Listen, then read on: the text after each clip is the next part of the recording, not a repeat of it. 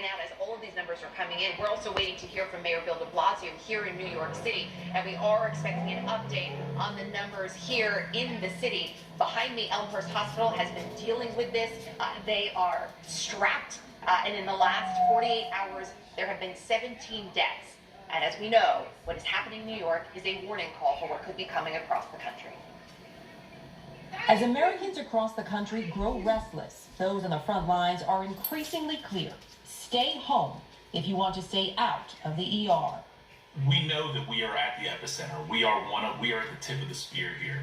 And to use a Gulf South analogy, our concern is that at this point, we are perhaps just at the outer bands of a Category 5 hurricane. And this may get worse before it gets better. With hospitals overwhelmed and supplies running short, Michigan's Henry Ford Health System is offering a sober warning.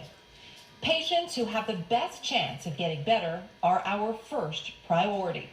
A spokesman telling CNN, while it is, quote, not an active policy, it is part of our emergency response planning. What they put out was honest.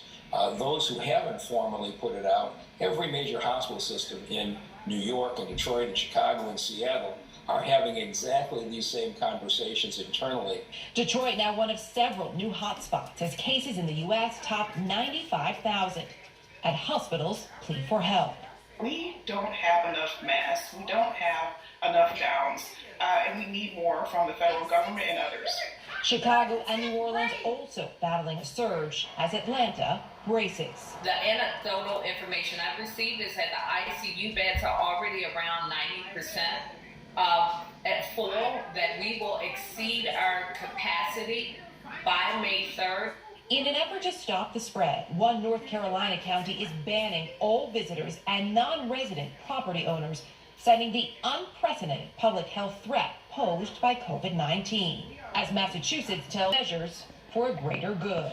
We're entering into a tough period that if we do it right, we'll only have to do it once for 6 to 10 weeks. But we have to do it, it has to be the whole country. Arriving in Los Angeles Friday, the Navy hospital ship Mercy. On the opposite coast, New York announcing the state is hoping to add additional overflow hospital sites for an expected peak that is still weeks away. We're looking at about 21 days for a possible apex. So we want to do everything we can to be ready for that increased capacity that could hit us. A reminder that this battle is far from over.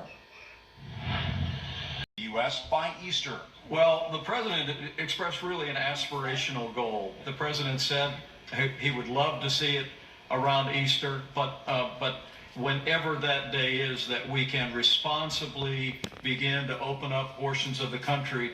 But let me be very clear, there's going to be areas of the country where we need to continue to lean into mitigation efforts. During a CNN town hall, coronavirus task force Dr. Anthony Fauci pointing to the rising number of cases, arguing that's no time to slam the brakes on social distancing. That's when you got to hunker down, nail down, mitigate. The president has been all over the place on the need for medical supplies, tweeting he wants to see top automakers producing hospital ventilators. General Motors must immediately open their stupidly abandoned Lordstown plant in Ohio or some other plant and start making ventilators now. Ford, get going on ventilators fast. The president tweeted, invoke P. Invoke P means Defense Production Act, the law that gives them the power to force companies to manufacture sorely needed virus-fighting equipment. But on Fox News, the president questioned New York Governor Andrew Cuomo's plea for tens of thousands of ventilators for his state. I have a feeling that a lot of the numbers that are being said in some areas are just bigger than they're going to be. I don't believe you need 40,000 or 30,000 ventilators. You know, you go into major hospitals sometimes, they'll have 2 ventilators, and now all of a sudden they're saying, can we order 30,000 ventilators?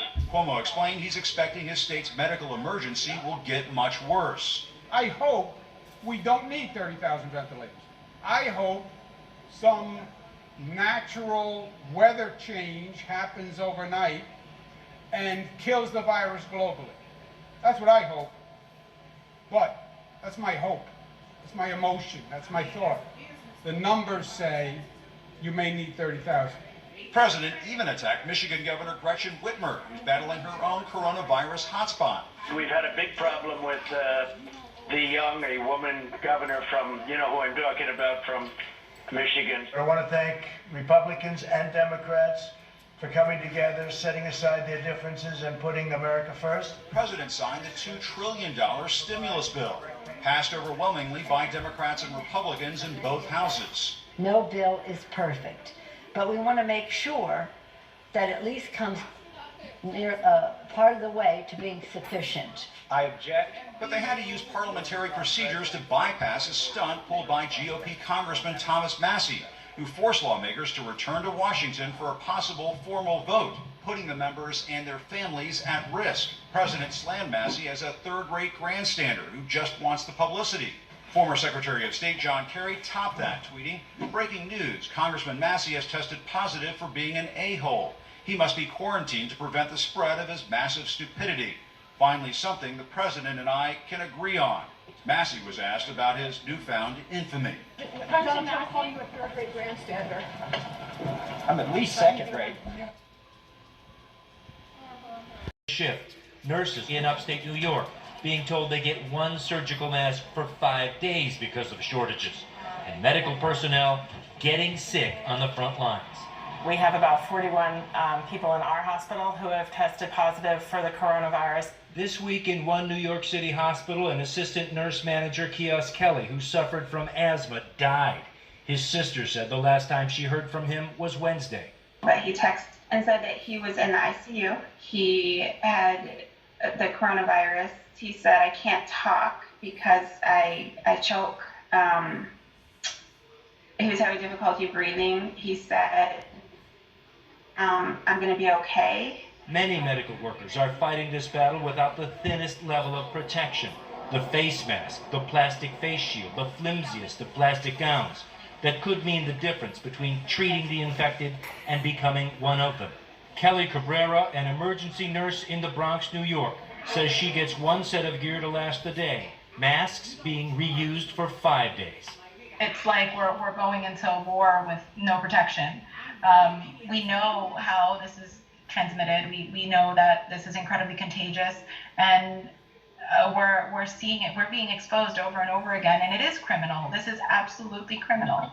Supplies across the country are dwindling. In Arizona, I can tell you my biggest concern right now as an emergency room physician is the lack of PPE. In Michigan, I've now got doctors and nurses on the front lines who are using one mask for their entire shift. the biggest question we are hearing, where is it? Where are the strategic stockpiles the president and his administration talk about? We've got tremendous amounts of equipment coming in. Only 12% of healthcare facilities say they've received supplies from the federal government, according to this recent survey of 1,100 healthcare providers.